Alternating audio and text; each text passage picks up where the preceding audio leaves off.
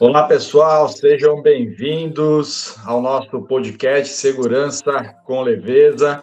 Eu sou André Ferraz e sim, esse é o podcast que trata de temas pesados da área de segurança, mas com a leveza necessária para você levar essas informações para o seu dia a dia aí na operação. Fazer minha audiodescrição, eu sou um homem de pele branca, cabelo curto, castanho claro. Estou com uma camiseta verde musgo hoje e vou passar a palavra para a Vivi para apresentar a nossa convidada de hoje. Oi, pessoas, tudo bem? Eu sou a Viviane Campanati. Estamos juntos mais uma vez para a gente conversar sobre assuntos importantes, relevantes. O propósito desse podcast é levar informação e levar educação para todos os lugares possíveis. Me apresentando, eu sou uma mulher loira, de olhos castanhos. Hoje eu estou com uma camisa branca e rosa, de listas. E a gente vai conversar com a Renata Franco. A Renata Franco é advogada. Ela foi, por vários anos, considerada uma das melhores advogadas na área ambiental do Brasil. Então, é uma conversa de muito peso. E o que essa pessoa de meio ambiente tem aqui para falar sobre segurança, né? Então, a gente tem... A maior parte das operações trabalha com segurança, saúde e meio ambiente junto. Então, assim, segurança e saúde e meio ambiente tem muita conexão em muitas coisas e algumas coisas nem tanto. Mas a gente normalmente consegue trabalhar bem junto. Hoje, especificamente, a gente convidou a Renata para a gente falar sobre a questão da responsabilidade e da prescrição de crimes, a diferença entre meio ambiente e segurança, reforçar a questão da responsabilidade, né? O técnico de segurança, o engenheiro de segurança, qual que é a responsabilidade nossa dentro da organização, perante a legislação trabalhista e todo esse universo que a gente fica. Tá, Rê, por favor, se apresenta. Perfeito. Bom, Vivi, André, é um prazer estar com vocês hoje aqui. Bom, meu nome é Renata Franco, eu sou advogada, especialista em direito ambiental, sou mulher, morena, cabelo curto, olhos castanhos e estou com uma camisa branca, inteira branca. E acho que como a Vivi comentou, né, eu acho que tem tudo a ver a questão do meio ambiente com a questão de segurança, eu acho que eles caminham ali juntos, né, praticamente de mão dadas. Então, acho que o objetivo hoje é a gente ter essa troca, esse bate-papo. Rê, como é que a gente pode trazer para a segurança o aprendizado do meio ambiente? Porque muitas vezes a gente percebe que o ambiental tem porque é crime ambiental, é inafiançável, ele não prescreve. E o da segurança não faz mal, porque não tem nem fiscalização. Eu sei que isso não é uma verdade, mas isso paira na cabeça de muita gente por aí que a gente não tem, que a segurança do trabalho não tem o crime, né? Então, como que a gente traz isso junto? Para mim, assim, é até uma surpresa você estar colocando dessa forma, porque para mim também eles caminham em conjunto, né? Quando você tem uma fiscalização determinados órgãos, vamos supor, né, Polícia Civil na questão de produtos químicos controlados, ela vai olhar tudo e vai olhar a questão de segurança. Vai olhar, às vezes, até equipamento, se está em quantidade, se não está, extintor de incêndio, como que está, né, determinada demarcação. Então, às vezes, é uma análise muito mais ampla do que simplesmente a questão só do produto químico ou só a questão da segurança. Então, para mim, acaba caminhando em conjunto e, muitas vezes, quando você tem uma repercussão por um dano ambiental, vem talvez por uma falha de segurança, pela falha de algum procedimento. Então, por isso que, né, no meu ponto de vista, sempre quando às vezes a gente pega algum auto de infração, alguma questão de algum órgão ambiental, CETESB ou qualquer outro órgão, para mim tem ali questões de segurança, né? E o próprio processo de licenciamento ambiental, quando você fala da análise de corpo de bombeiro, AVCB, então são tudo documentos que vão... Por que se pede todos esses documentos num licenciamento, né? Seja para uma atividade ou seja para você ter algum determinado produto, como no caso de produto químico controlado? Justamente por conta disso, porque os assuntos ali, eles caminham em conjunto. Então, para mim, o assunto está intimamente relacionado e é super importante, por conta aí dos respingos que pode ter na questão ambiental, e como você bem colocou, a questão ambiental ela acaba sendo bastante complexa, né? Talvez quando você pega só o enfoque da segurança, muita gente às vezes não tem a complexidade desse todo, mas quando você vai para uma questão mais ambiental, você tem repercussão ali nas 3 áreas, na esfera administrativa, na esfera civil e na esfera criminal. A criminal, eu acho que é a que causa a maior comoção, o maior incômodo, porque todo mundo vai para a delegacia, tem oitivas, pode haver uma condenação, mas a gente sabe que é uma condenação às vezes menor, é mais difícil você atribuir ali uma responsabilidade na esfera criminal. Mas na esfera civil, a responsabilidade ela é muito grande, muito ampla, e valores muito altos. Então, existe a possibilidade ali de você quebrar uma empresa só com a aplicação de uma responsabilidade civil. E em todas as esferas, tanto na administrativa, quanto na civil, quanto na penal, você pode penalizar tanto a pessoa física quanto a pessoa jurídica. E quem seria a pessoa física? Só os sócios da empresa? Não, né? Na verdade, todo mundo que está à frente ali de determinada operação. Então, quem, não só, às vezes também, aquele é o gerente, aquele é o diretor de HS. Não é todo mundo que se relaciona com aquele dano, com aquele problema, né, ambiental, alguma coisa assim. Então, já tive casos, inclusive, de repente o funcionário visitar a matriz fora do país e voltar com uma amostra de produto na bagagem e a empresa responder e ele, pessoa física, responder, porque, né, você não pode trazer uma amostra na bagagem. É uma coisa às vezes tão simples e às vezes você está fazendo um favor para alguém, sei lá, de comercial, para alguém de algum outro setor da empresa e na verdade é o seu CPF que vai ficar ali e você que vai responder. Então, são questões que acaba tendo que ser observado. Numa questão de contaminação ambiental, quem que deu causa, né? Tudo isso você vai apurando. Quem que contratou determinada empresa? Né? Por que foi feita essa contratação? Por que não foi feita uma auditoria? Por que não foi feita a verificação? Então, na esfera criminal, principalmente, você daí tem que analisar toda essa cadeia, né? Por que foi contratado, por que foi essa escolha, né? Por que se tomou tal decisão? Eu tenho uma dúvida. Em todo o processo, 100% dos processos, vai ter um CPF associado ali em algum momento. Não tem um processo que tenha só CNPJs. Não, você tem processo que tem só CNPJ. Não vou falar que em todos você tem o CPF e o CNPJ. Mas cada vez mais a gente tem visto os CPFs envolvidos.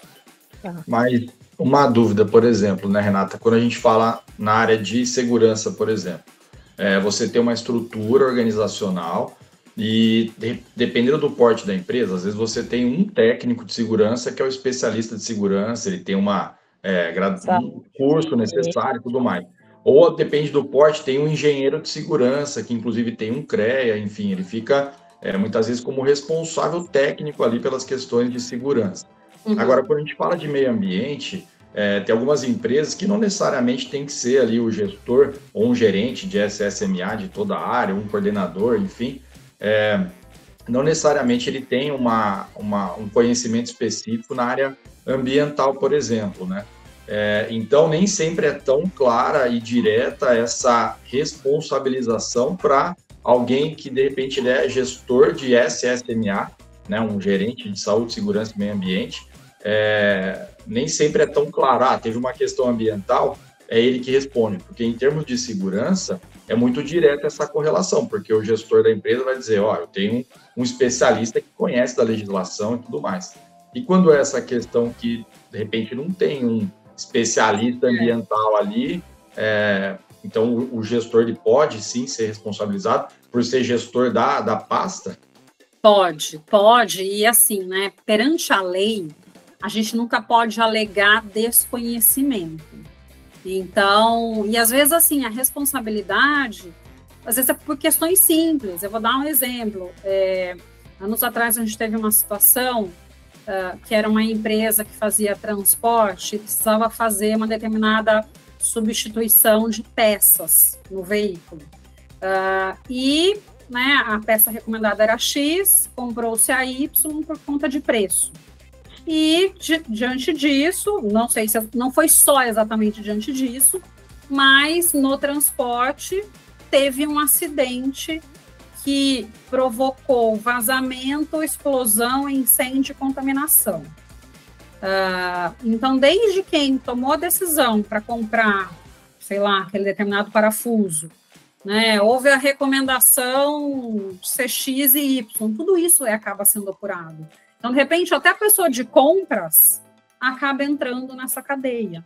Quando a gente fala de produto químico controlado, que é uma briga daí entre comercial e o pessoal que realmente lida com isso. Porque o comercial quer vender, né? Não pergunta se a empresa tem licença, se não tem, ela, né? Estou vendendo, estou comprando. E daí fica... Então, assim, quem que tomou a decisão? Foi a pessoa? Então, essa pessoa, ela vai responder por isso.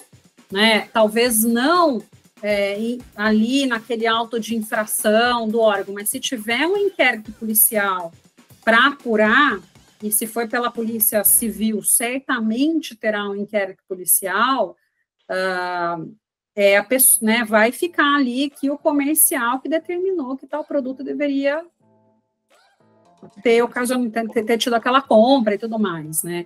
Então, independe daí se é uma empresa grande, se é uma empresa pequena, se eu tenho conhecimento, se eu não tenho, essas questões são levadas em consideração, né?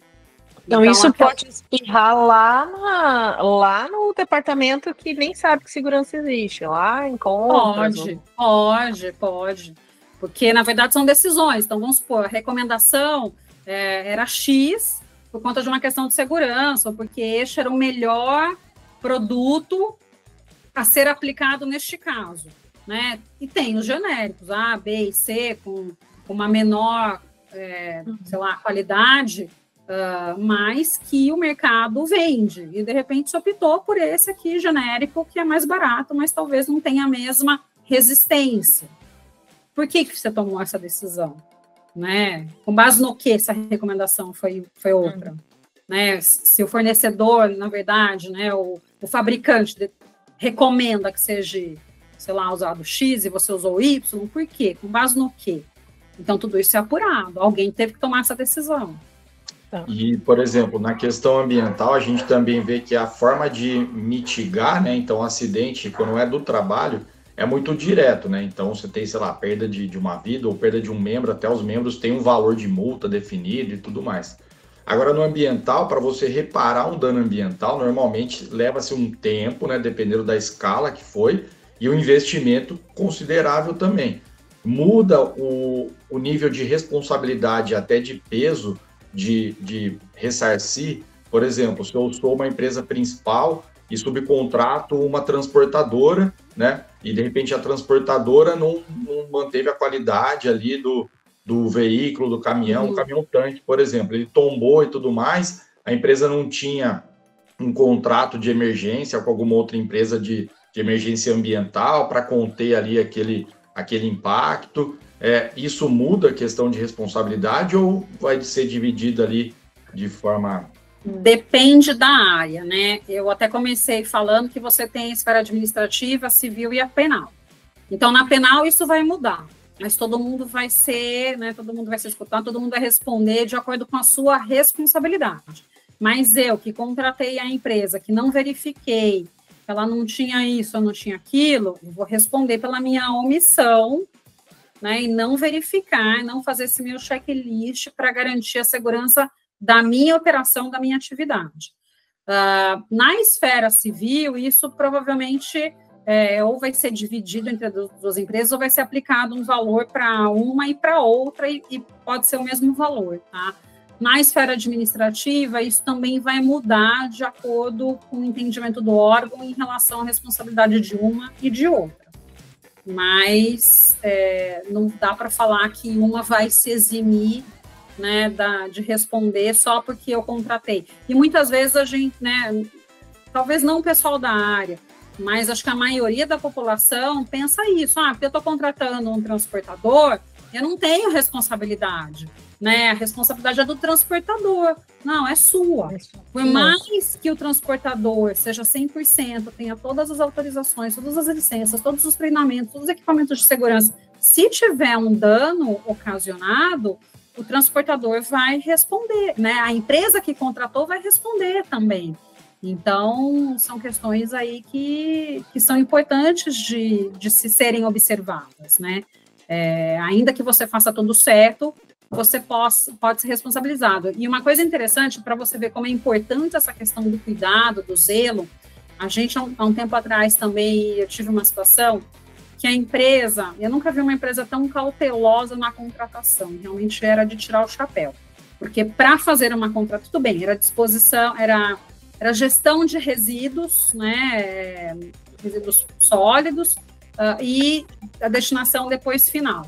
E a empresa, então, fez uma auditoria para fazer a contratação, a empresa passou nessa auditoria. 1 ano depois, a empresa que contratou voltou para fazer de novo a mesma auditoria.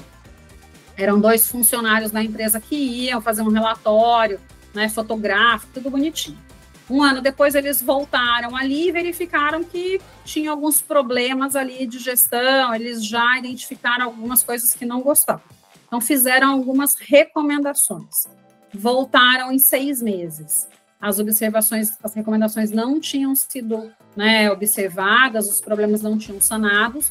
Eles encerraram o contrato, retiraram tudo que tinha, eventualmente, de material que eles tinham encaminhado e deram baixo ali, né? Encerramos nossa relação comercial.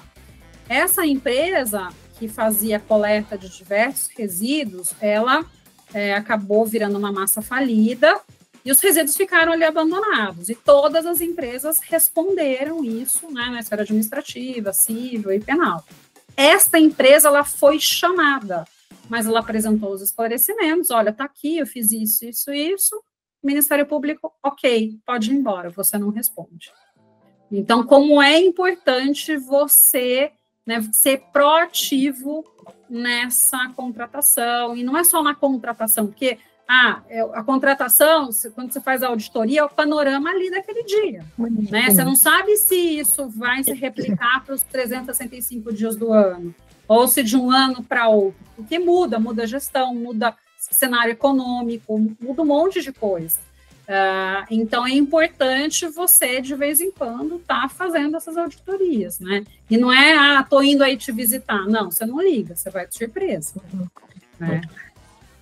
E tem uma coisa, isso aí a gente já conversou em algum momento sobre isso, que é a questão da imagem, né? Quando a gente fala de perda de imagem, até não muito tempo atrás, e eu acho que ainda tem gente que pensa assim, que a perda da imagem é na grande catástrofe, né? É Mariana, é Brumadinho, é a Exxon e tal. Isso não é. Isso aí é uma perda de imagem significativa. Eu perdi o contrato e quem está ali no meio vai junto no processo. Né? Então, isso é uma coisa importante que cada vez mais as empresas têm que pensar. Né, que a imagem não eu não vou perder a imagem no grande problema, eu vou perder a imagem aí, eu vou perder um contrato aqui, às vezes perco um contrato aqui, mas eu tenho 6 unidades, eu vou perder nas 6. Né? Então, essa atenção que a gente tem que ter na nossa fiscalização de quem a gente está contratando tem que ser cada vez maior, né? Tem que ser cada vez mais ali, levar bem com muito rigor isso daí. E se você parar para pensar na questão do SG, está intimamente relacionado à questão da imagem, né? E eu acho que, não sei, talvez há uns anos atrás, ninguém parava para refletir muito. Mas hoje em dia, não só, né, na questão ambiental, mas em tudo, mão de obra escrava, da onde vem a matéria-prima, qual que é a cadeia, a quem está relacionado o produto. Tudo isso é realmente uma questão de imagem que eu acho que o consumidor está começando a se questionar. Aos poucos, mas está. Talvez não é todo mundo. Eu acho que a parte econômica financeira ainda pesa bastante, Mas, né, eu sou uma pessoa que talvez há 10 anos atrás eu não analisasse com tanta criticidade algumas questões. E hoje eu já faço uma análise crítica muito maior. E realmente deixo de comprar determinados produtos por determinadas questões, né? Desde questões de corrupção, desde mão de obra não adequada para aquele produto. Então, às vezes você fala assim, estou meio refém, né? Porque não sobrou muita coisa. Mas... É aquela hora que a gente fala, mas eu queria saber isso, não, agora eu já sei, né? Então eu tenho que fazer alguma coisa sobre isso. Mas eu acho que as pessoas estão ficando mais críticas, né?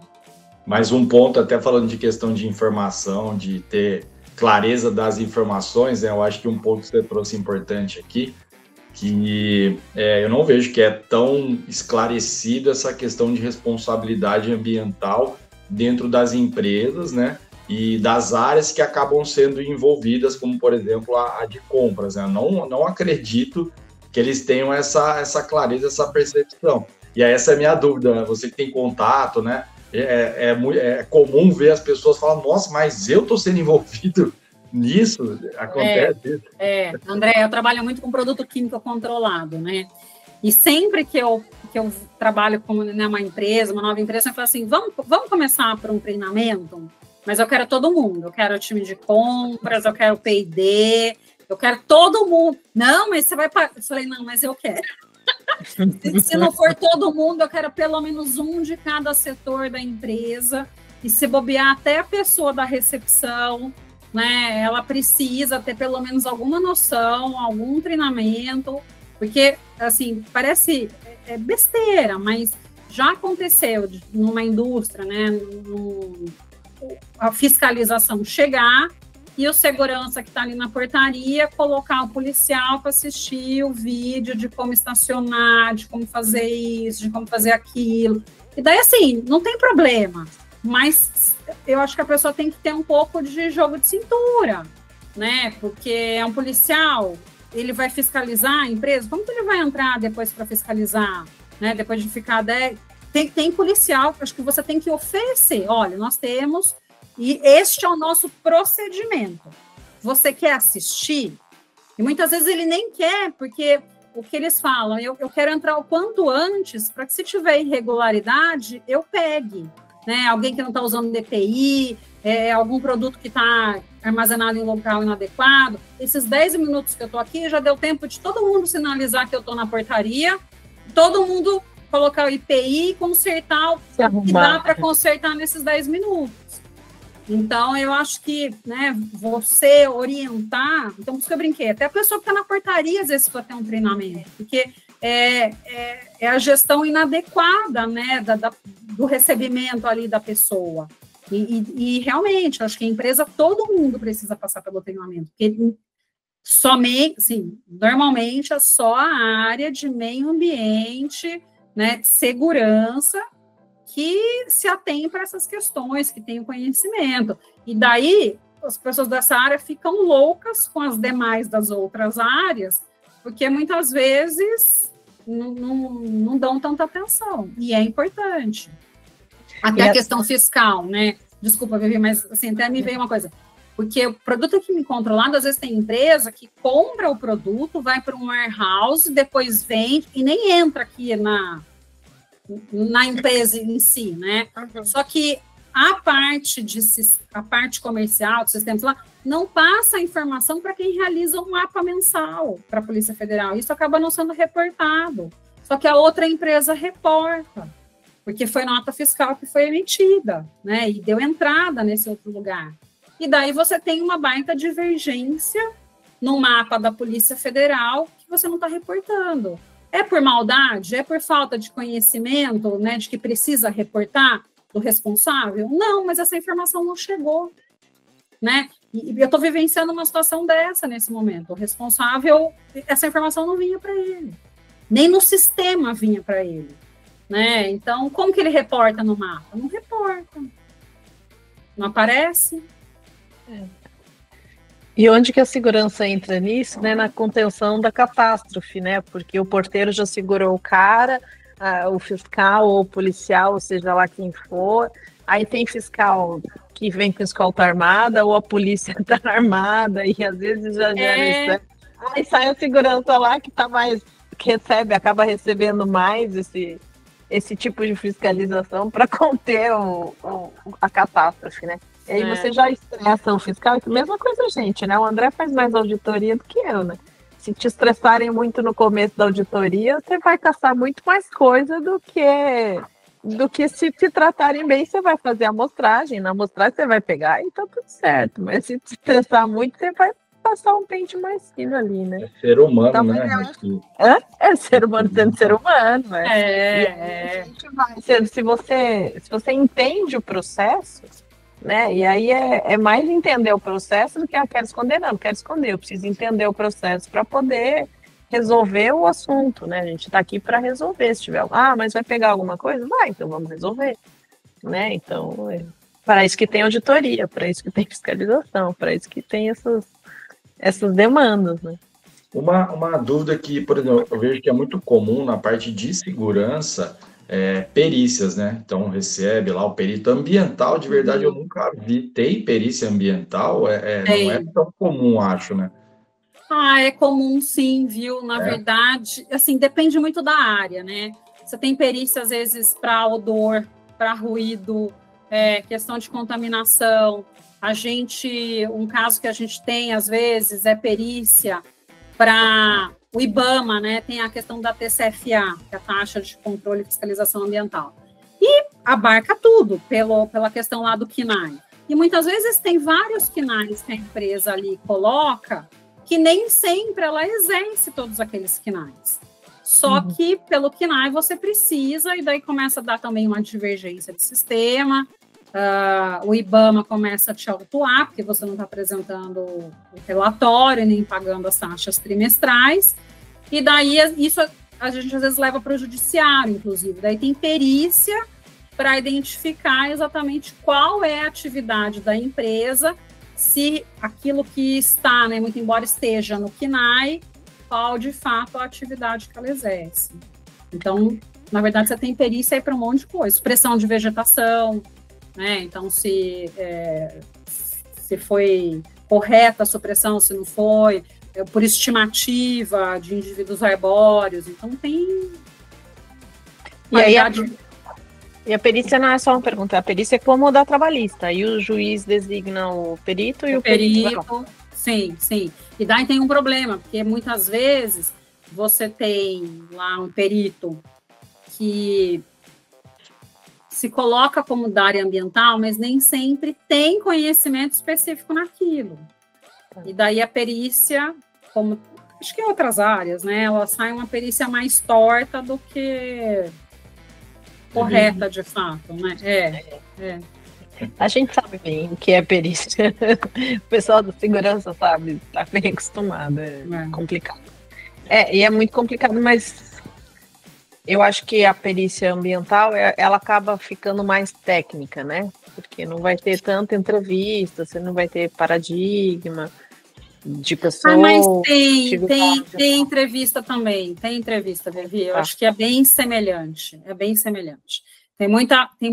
Tem perícia que é mais técnica, mas tem muita perícia que também vai um pouco na subjetividade. Entendi.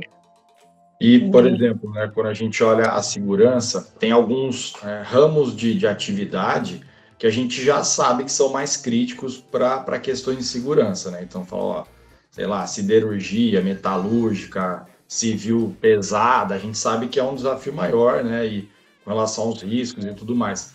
E para as questões ambientais, tem algum setor que você fala, nossa, esse normalmente ou alguns que...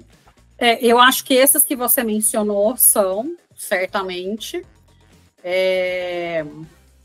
Quem trabalha com produto químico, né, eu também entendo que acaba tendo um risco maior.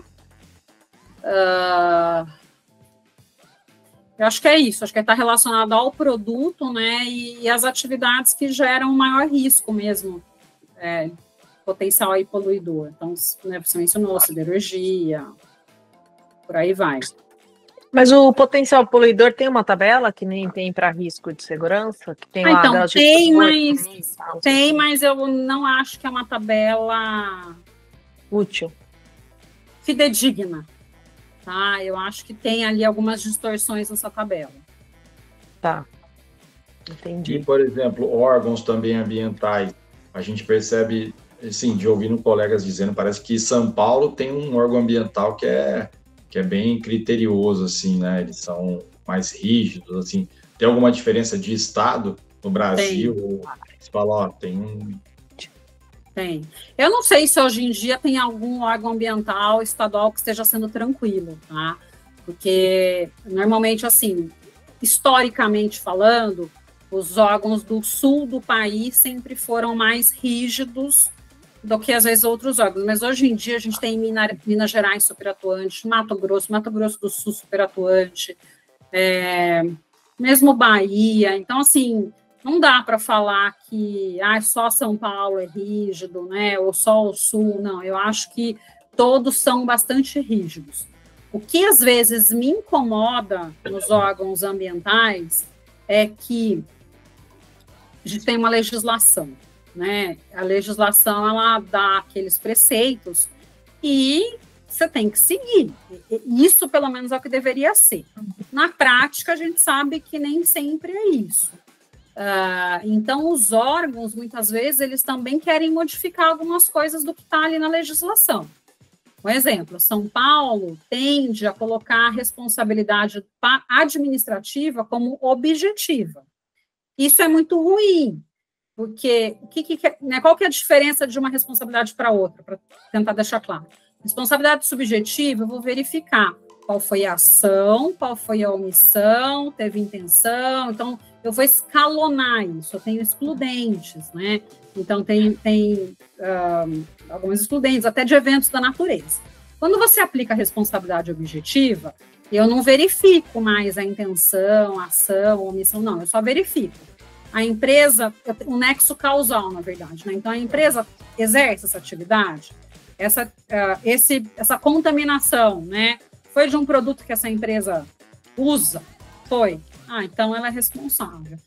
Foi acidente, foi um vendaval, foi um terremoto, não interessa. Né? Você tem um nexo causal, você é responsável. Então, é muito mais difícil você provar que você não é responsável. Vou dar um exemplo, né? Usina de açúcar. Então, área rural, fazenda, e muitas vezes você tem aí a área urbana se aproximando muito da rural, você tem, às vezes, essas fazendas próximas de rodovia, então alguém, né, joga uma bituca de cigarro, pega fogo no canavial e atinge uma área de reserva legal, uma APP. E daí a empresa ali, a usina acaba sendo autuada e o órgão ambiental coloca como responsabilidade máxima. Mas não foi ele que deu causa, pelo contrário, né, ele perdeu produtividade, acabou com uma APP, uma reserva legal, que ele vai ter que reflorestar, ele teve o prejuízo, e daí para o órgão ambiental ele ainda é responsável. Então, essas discussões a gente acaba levando para o judiciário para conseguir reverter, e a gente tem revertido. Mas é trabalhoso, é custoso para a empresa, e isso tem alguns órgãos ambientais estaduais que têm tomado esta decisão de continuar aplicando a responsabilidade objetiva, muito embora você tenha uma lei que fale o contrário, uma determinação, né, jurisprudencial que também fala o contrário, mas os órgãos entendem dessa forma. Além disso, tem, acho que no Sul, se não me engano, Paraná, a questão de prescrição.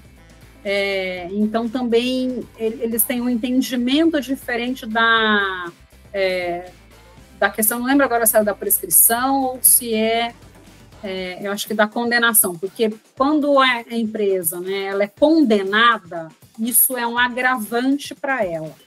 Mas se você está discutindo esse auto de infração, você não tem ainda uma condenação de fato, você está discutindo, você não dá para falar que ela é condenada e você tem colocar como agravante. E tem muito órgão que às vezes acaba colocando como agravante só o fato dela ter o auto de infração.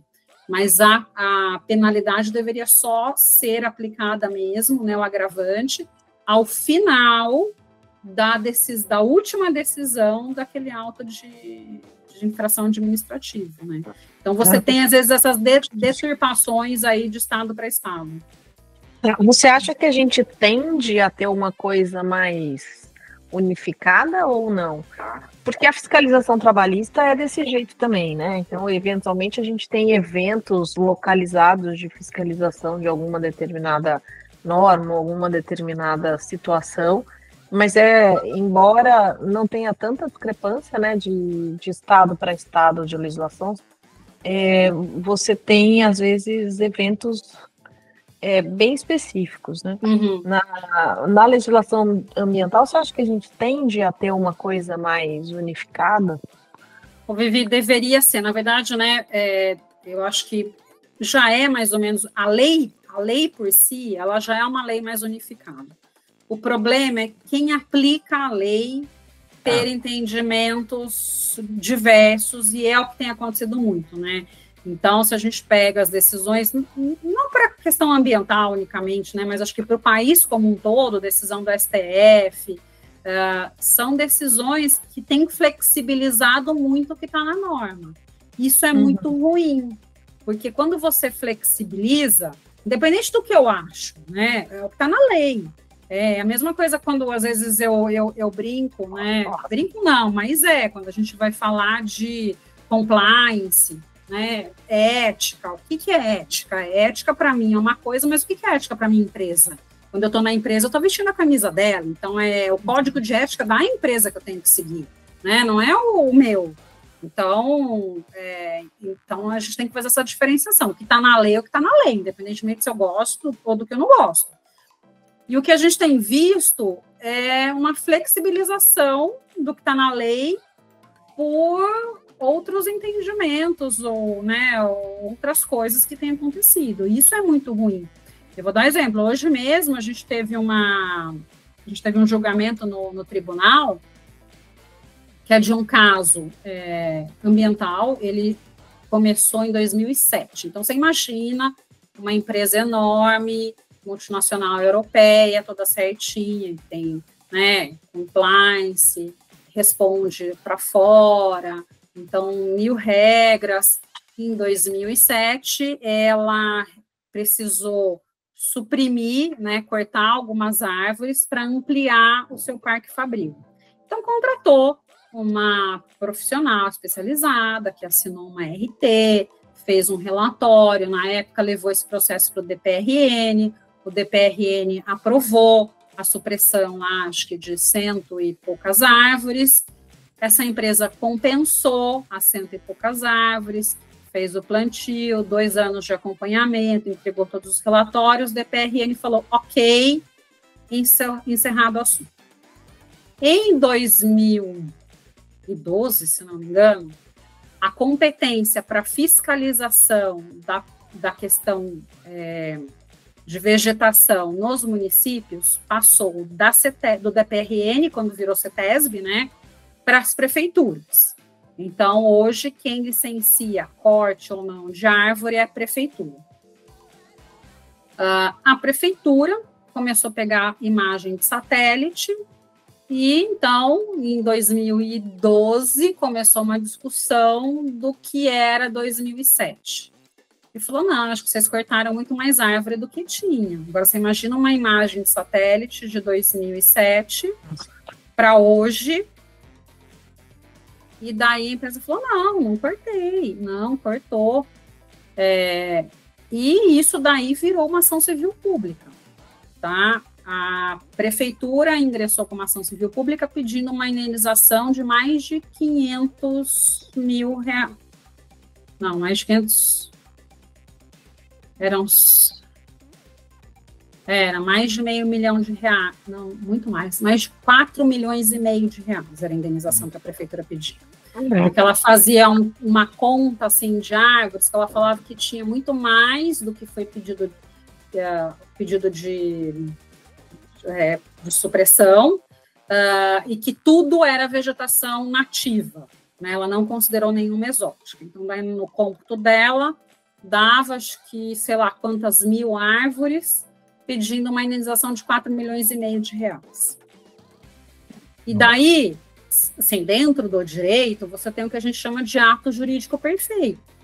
Então, quando você entrou com uma autorização, o órgão competente falou, ok, cumpriu o TCRA, a administração pública teria 5 anos para questionar esse TCRA, e não foi feito.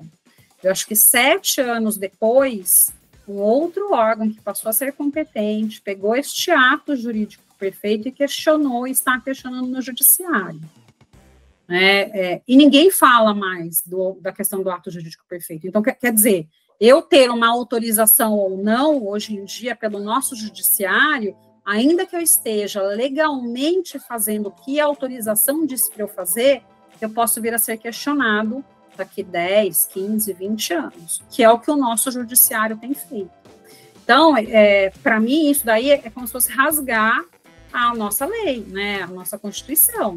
E isso traz uma insegurança muito grande, uma insegurança não só para as empresas, que hoje em dia cada vez mais é um risco muito grande ser empresário no país, mas não só para o empresário, né, para as pessoas que trabalham, pessoas físicas. Para todo mundo, até para essa engenheira que assinou o laudo ali atrás e emitiu um RT. Então, quer dizer, até o CREA aí está envolvido, porque se a RT foi emitida pelo CREA, então está falando assim que nada foi válido, tudo foi feito de forma ilegal, irregular, é o que foi falado. E vai até quem é o responsável hoje, que em 2007 não estava nem formado, está entrando de... Eu vivi uma situação dessa numa das operações que eu trabalhei, que assim, tinha uma disposição, a disposição tinha autorização da CETESB, e em algum momento, não, mas isso não pode mais. Mas tem autorização, e foi uma briga boa, teve que tirar tudo. Que na hora de perigoso facilitou um pouco, mas foi uma briga boa, e isso que tem mais de 10 anos que a gente teve essa discussão de, viu, mas tem autorização, não tem autorização, tem autorização. A autorização tem, mas não serve mais. Então, como é que a gente muda, né? Você estava falando dessa questão ali do risco, né, da classificação, da atividade e tudo mais. E que eu falei que, para mim, é algo meio sai da cartola algumas vezes, né?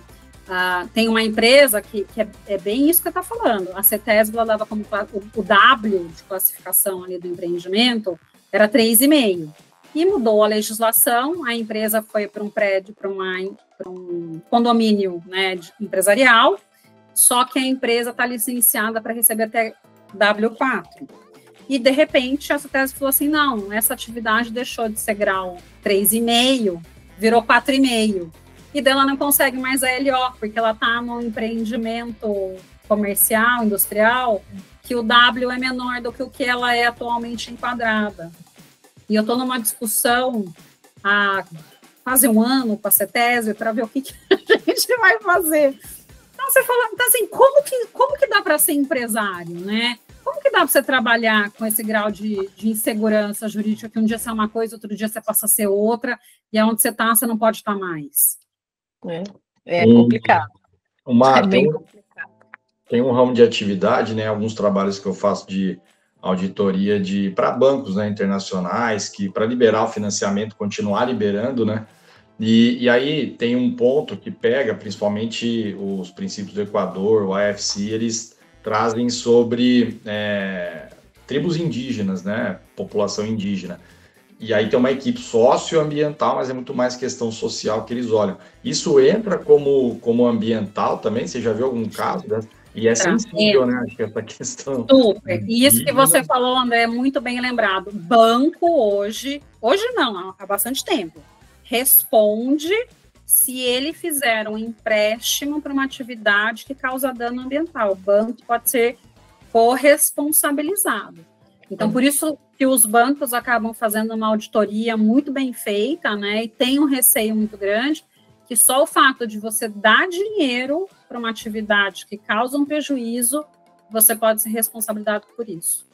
Eu lembro que as pessoas dos bancos, né, que envolve o pessoal do banco, a gente entra como terceira parte, mas eles falam, a gente tem que olhar algo que, até brincam, né, no time lá, a gente tem que olhar algo que pode dar Jornal Nacional, né?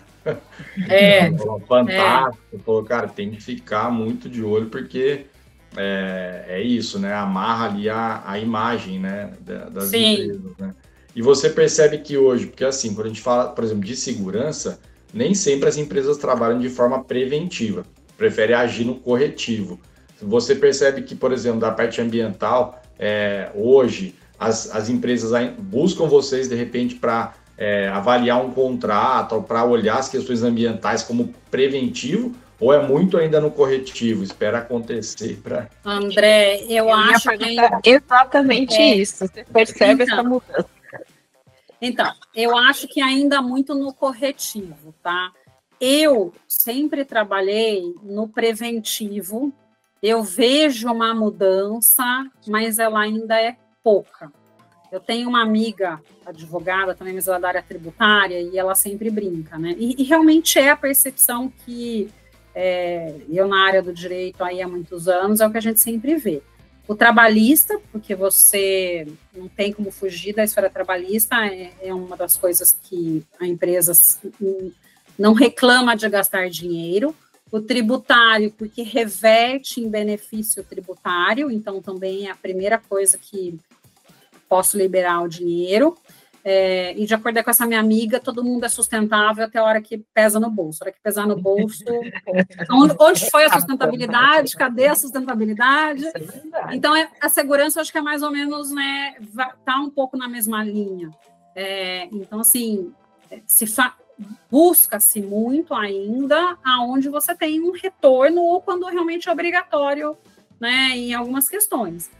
O ambiental, apesar de tudo isso que a gente está conversando, dessa responsabilidade imensa ainda, eu não sei se é porque a justiça demora demais, eu não sei porque às vezes tem muita atuação da justiça e acaba perdendo credibilidade, mas ainda há uma dificuldade de se investir e se investir de maneira preventiva. Tem organizações que fazem isso? Tem, óbvio, né? Mas ainda é uma minoria, a gente ainda briga muito, né, com o que sobra no budget ou não da empresa. Então, às vezes você vê empresas super animadas em fazer uma auditoria, mas de repente isso muda-se de ideia, né, porque cortaram verba. Então, eu acho que ainda tem um percurso muito para a gente percorrer para que isso entre mesmo como uma necessidade, né, assim, na linha de frente mesmo das decisões. Eu acho que o que é brasileiro sendo brasileiro, né, independente de se é trabalhista, se é ambiental, se é até no tributário, é brasileiro sendo brasileiro, né? A gente tem, culturalmente, a gente acredita que não vai dar, e a empresa reclama que tem muito processo trabalhista. Por que a gente não trabalhou um pouquinho antes? Mas eu acho que é um desafio geral, eu não acho que é um desafio só do Brasil, eu acho que é um desafio mundial, essa questão do meio ambiente, né? Mesmo porque você, às vezes, tem... para mim, tem um documentário do Al Gore, que tem uma imagem ali que eu gosto muito, que é aquele Uma Verdade Inconveniente, que num determinado momento ele apresenta, né, uma balança, de um lado as barras de ouro e do lado do planeta Terra, e ele fala, né, e deixa ali para a gente concluir. Então, assim, se eu não pensar numa sustentabilidade, eu não vou ter lucro, eu não vou ter uma economia. Então, a gente tem que começar a fazer com que isso caminhe em conjunto, né, com que todo mundo possa obter lucro, mas pensando na questão da sustentabilidade. Então, não é o lucro pelo lucro. E eu acho que isso precisa mudar. Isso começou a fazer mais sentido, acho que para a população de um modo geral, pós-pandemia. Eu acho que pós-pandemia o pessoal começou a olhar mais para o meio ambiente de um outro olhar. Mas o mundo volta a girar no mesmo ritmo, num ritmo ainda mais insano. Você tem, né, alguns governos que acabam optando por outra linha. Então, você tem muitos países ali alinhados numa questão ESG, numa questão mais vamos repensar as questões do clima, e de repente isso muda, porque é uma questão, muitas vezes, de interesse político, né, econômico, e o econômico e o político caminham juntos. Então, você acaba fazendo com que muitos investimentos, com que aquele caminhar deixe de acontecer numa velocidade que já estava, né, ali indo bem. Então, não sei, eu não sei como será daqui para frente, eu espero que realmente a gente tenha sempre avanço, porque acho que a gente tem muito para avançar, e eu acho que a questão de segurança ambiental tem algo diferente das outras áreas, né? O que hoje é tido como é bom, isso é o certo, daqui 5 anos, não, o procedimento era errado, né? O que era para ser, tá tudo errado, isso gerou contaminação, não era assim que era para fazer, muda. Então, é muito dinâmico, né? E eu acho que se a pessoa, o profissional, não está muito na vanguarda, não está pensando plano A, plano B, plano C, em todas as hipóteses, uma hora dá errado alguma coisa. O Rê, você que acompanhou as últimas COP de maneira ativa e bem de perto, você, porque assim, eu imagino, né, que muitas pessoas que estão lá são pessoas interessadas, de fato, em trazer ações concretas e desenvolver ações concretas, mas, por outro lado, você tem, na minha cabeça, poucos representantes de governos que são, de fato, quem vai colocar o dinheiro, quem vai colocar a ação, quem vai executar, né? Então, você tem bastante gente com vontade, com coisas importantes para serem discutidas, mas como é essa proporção? Quanto da minha cabeça está certa essa visão de um evento desse tamanho? Então, eu acho que, na verdade, tem todo mundo lá num evento desse tamanho. É que esses eventos, onde quem decide, de fato, são eventos fechados e que a gente não, às vezes, nem sabe que eles estão existindo, tá? Então, tem sim, eu acho que as decisões são essas. Está nessa cúpula, todo o restante ali é algo que acontece em paralelo a isso. E, assim, a sensação que eu tenho todo mundo sabe que é importante, mas como tem que investir, então, assim, todo mundo fica naquela barganha, sabe, mercado de peixe, quem dá menos, não é, para ver o quanto menos de obrigação eu tenho para fazer, é um pouco isso. Então, assim, todo mundo sabe que precisa fazer, mas todo mundo sabe que tem muito dinheiro envolvido para se fazer o que precisa ser feito, né? Então, quanto mais postergar, a própria questão, todo mundo sabe a questão do petróleo, todo mundo sabe que um dia acaba, mas quanto mais eu conseguir protelar essa questão da mudança de matriz energética, melhor, porque tem países que estão lucrando com isso. Então, você fica naquele jogo de interesse. Não é o interesse ambiental como primordial, é o interesse econômico. E cada país tem o seu. Então, é muito difícil convergir, né? Então, por isso que às vezes a gente sente que a convergência é mínima, e realmente é por conta disso. Porque eu acho que acaba avançando aquilo que é unanimidade para os países, né?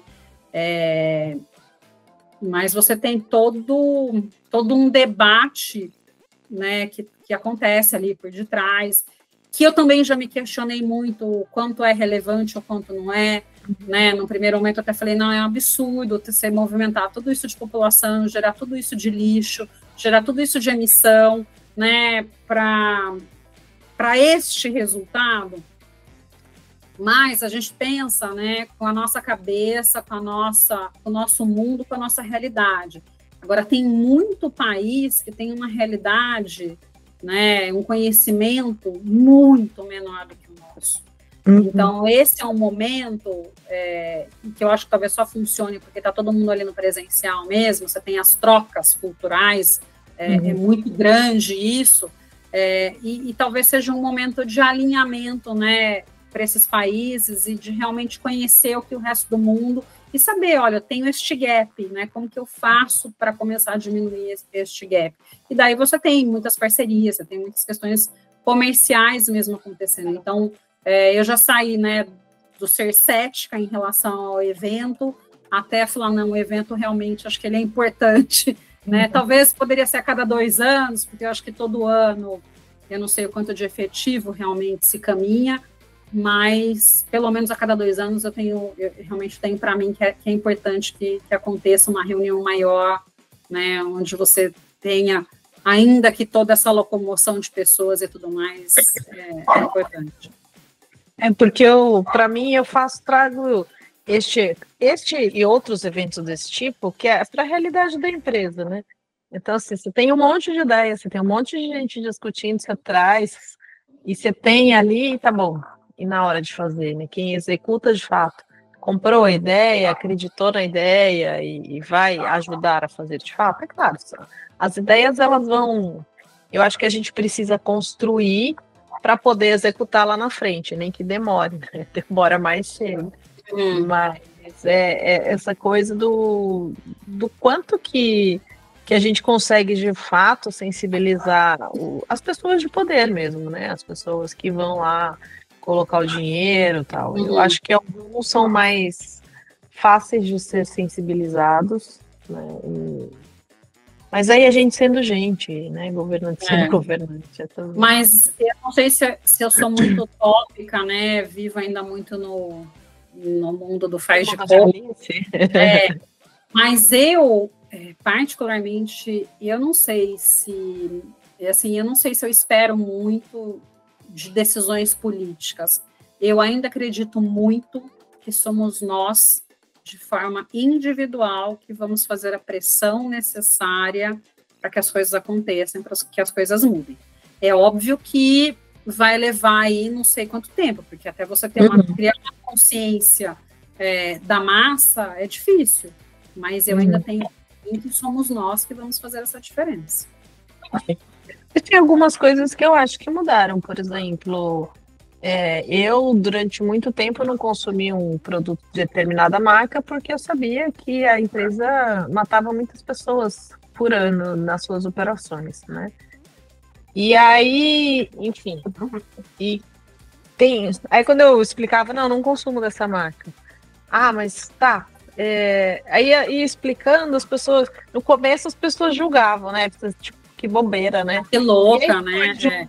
É louca, né? Né? Você não vai estar trabalhando no mercado? Não estou trabalhando no mercado. Também não vou no mercado que os caras estão subindo naqueles negócios assim, aleatoriamente, né? E aqueles negócios mesmo, que não é uma PTA, não é uma escada, não é nada aquilo que ele está subindo, né? Então também não vou mais, né? Porque se o cara cair, eu vou ter que fazer alguma coisa e eu não estou lá para fazer primeiro socorro para ninguém. Enfim. E aí no começo o pessoal julgava, né? Tipo, putz, que desnecessário, né? Mas você paga mais caro? Pago, eventualmente pago um pouco mais caro, mas eu não consumo porque decidi não consumir. E aí, depois de um tempo, sabe, assim, tinha gente que falava assim, nossa, é mesmo? Eu vou começar a prestar atenção, vou ver se vai... Então, eu acho que isso tem uma mudança de cultura, de visão, tem uma mudança nele. Ela é lenta, mas eu consigo perceber. Então, acho que o seu sonho não é tão utópico assim. Eu não sei se a gente vai conseguir ver tão rápido, mas eu acho que é possível. Eu ainda acredito. Olha o que a gente já vê de produto vegano nas prateleiras, né? Assim, se você falasse 5 anos atrás, era super difícil de encontrar, hoje em dia tem de monte. Então, e com preço acessível, porque antes era uma fortuna. Fortuna. E a mudança nas escolas também, né? Na educação básica, a gente vê hoje uma conscientização ambiental grande também, né? Só que tem que ser um esforço de todos os lados, né? Porque hoje estava vendo uma reportagem que era exatamente o ponto que um especialista estava trazendo, que tem algumas cidades, por exemplo, você quer fazer uma coleta seletiva na sua casa, né? E aí, a hora que você vai, você separa bonitinho lá, mas na hora de jogar, eles jogam tudo junto, caminhão, na hora de levar embora. Então, assim, tudo que você começou um trabalho ali, né, morre ali. Então, tem isso também, né? Então, tem que ter a conscientização, André. Você sabe que, tudo bem, faz muito tempo isso, né? Mas eu fiz meu mestrado na França, e quando eu morei lá, que foi uma coisa que me chamou a atenção, o Brasil fazia muito mais reciclagem do que a França. Muito embora lá, isso daí foi em 98, hein, faz bastante tempo. Embora lá você tivesse algumas práticas muito mais facilitadoras aí de você ter, né, a questão da reciclagem e tudo mais. Em 98, quando você ia para o supermercado, você já podia levar o seu engradado de sabão em pó, amaciante, e você colocava um refil numa máquina, como se fosse uma máquina de refrigerante, né? Então, você só ia... Porque uma crítica que eu faço aqui, o produto, o refil, ele vem no plástico, né? É plástico, é mais vagabundinho, mas é plástico. Lá não, lá você realmente comprava lá o recipiente, né, da marca X, você ia lá e colocava o produto e só pagava o líquido.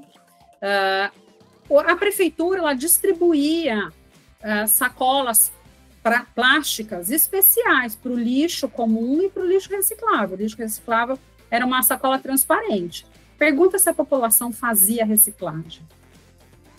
Não, porque isso não era propagado, né? Uma dificuldade lá também já era a quantidade de dias que o lixo era recolhido. Então, né, reciclagem lá era uma vez na semana, o resíduo 2 vezes, então tudo isso, mas eu não sei, o programa de reciclagem da cidade não ia para frente, não tinha decolado. E no Brasil, em 98, nós já tínhamos uma cultura de reciclagem muito maior. Talvez aí atrelado a uma questão econômica, né, social econômica, mas que realmente para a gente funciona muito mais do que para eles funcionavam. Mas ainda estamos muito mais atrasados nessa questão aí do refil. Sim. Oi, você percebe que a sua filha, ela tem atitudes diferentes, até porque, assim, a minha filha, quando era pequena, ela não cortava ela pegava o pão, ela não cortava na direção da mão, ela cortava ao contrário, porque eu falava, você vai cortar sua mão, você vai... Né? Ela falava assim, que a minha mãe trabalha com segurança, quando os amiguinhos dela iam lá em casa, ela falava, você vai cortar sua mão, minha mãe falou que é para cortar ao contrário.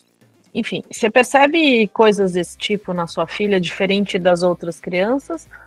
Ou você acha que hoje as crianças já estão, assim, a escola, por exemplo, né? O meio onde você vive já tem mais ou menos a mesma percepção de meio ambiente que a sua filha? Nossa, boa pergunta, Vivi. Assim, eu acho que a escola, as 2 escolas que a minha filha frequentou, acho que são escolas que tinham essa visão e tem projetos muito bacanas em relação à preservação ambiental. Então, eu acho que são amigos, de um modo geral, que olham para isso de uma forma diferente. Mas eu acho ainda que a Carol tem um olhar, talvez, um pouco mais... óbvio, né? Até pelo fato de eu trabalhar com isso, a gente falar bastante dentro de casa, colocar mesmo em prática essas coisas, né? Mas eu acho que tem algo que é dela também. Tudo ela quer reaproveitar, né? Tudo é algo assim que eu falo, não, pelo menos isso daqui precisa ir para o lixo. Então, todo o negocinho de papel higiênico ali, tudo ela quer guardar, né? Tudo ela quer... Não, isso daqui é um porta-lápis, né? Vou fazer não sei o que. Não, isso a gente pode fazer tal. Então, tudo para ela transforma em alguma outra coisa. Então, eu percebo... eu acho que é um pouco da geração, mas eu acho que ela talvez tenha um pouco mais ali aguçado. Porque está nesse meio propício, né? Eu acho, tá. Entendi. Mas eu acho que a geração também vem mudando, mas é pouco. Até vejo pela Nicole, né? A Nicole nunca foi consumista, né? E hoje, Carol por também. exemplo, ela frequenta brechós, assim, e ela compra muita coisa em brechó, troca muita coisa em brechó. Né? E acha o máximo, eu também acho. Acho o máximo. Eu acho muito legal, porque ela consegue realmente achar coisas muito legais. Sim. Então, é meio sobre isso. Até a própria escola da minha filha, que eu acho uma coisa muito bacana, né? E eu nunca, até outro dia eu estava falando assim, nossa, mas que até esquisito, né?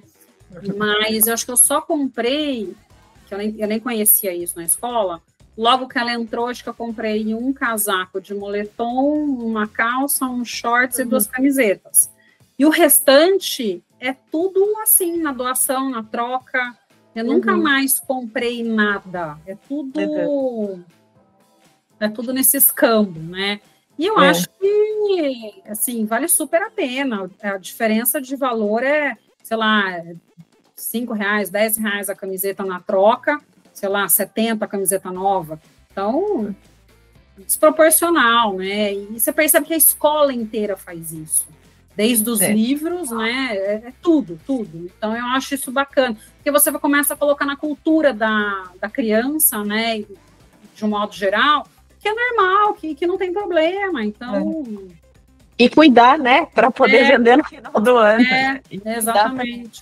Eu não sei, em Indaiatuba não tinha, porque a Nicole estudou muito tempo em Indaiatuba, estudou em Itu, não tinha esse escambo. E aqui, quando ela veio para Campinas, tinha, e eu achava o máximo.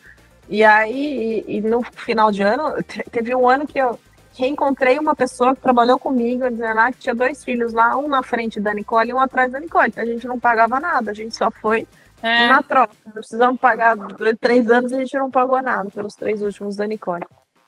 Foi muito bom, mas em Indaiatuba, por exemplo, não tinha isso, na época que ela estudava lá. Então, eu acho que aqui é uma coisa bem forte isso daí, acho que é bem... E é bem legal, e pra gente é bem legal, né? Sim. É bem legal. Enfim, André, mais alguma pergunta? Não, só queria agradecer, Renata, a aula aí que você nos deu, pelo seu tempo, pela participação, foi um bate-papo aí muito enriquecedor, com certeza, viu? Muito obrigado. Imagina, o prazer é todo meu, estou à disposição. Eu falar das questões aqui ambientais, de segurança, né? A Vivi até acho que brincou, SG é mais uma outra conversa. Eu acho que tem muitos assuntos aí que tem aí para a gente trocar figurinha. Eu também aprendo muito escutando vocês, então estou aqui à disposição. Com certeza teremos mais vezes, né? Amigo, a gente coloca assim nessas coisas, nessas roubadas, tal, né? Mas a causa é boa.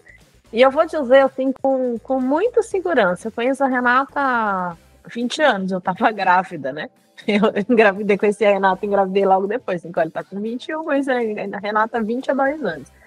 Eu tenho a sensação que todos os meus encontros com você, eu aprendi muita coisa. Ai, Vivi. Até quando a gente sai para almoçar, sai para ir na festa, enfim, assim, todos os encontros eu aprendo alguma coisa. Então, isso, te agradeço demais, tá aqui, obrigada. E com certeza a gente volta. Tá bom, gente? Obrigada. Ótimo, muito obrigada. Chegou até aqui, viu até o final, aprendeu, teve a oportunidade de aprender mais um monte de coisa também. E não esquece de se inscrever no canal. Tá bom? Pra gente poder crescer também e levar essa informação para outros lugares. É isso aí. Até mais. Então. Tchau, pessoal. Até a próxima. Tchau.